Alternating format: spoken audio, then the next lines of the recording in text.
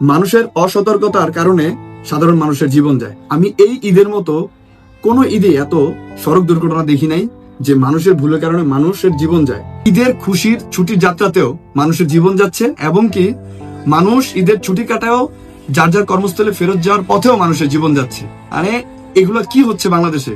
মানে বাংলাদেশে কারোর জীবনই সেফ না, মানুষের জীবন এখন মূল্যহীন। এই বাসওয়ালার অসতর্কতার কারণে এই মানুষগুলোর আজকে জীবন ঝুঁকিতে।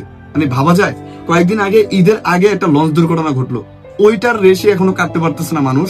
মানে ওইটাই মানুষ ভুলতে পারতেছে না, তার উপরে আরেকটা দুর্ঘটনা। মানে কি হচ্ছে বাংলাদেশে?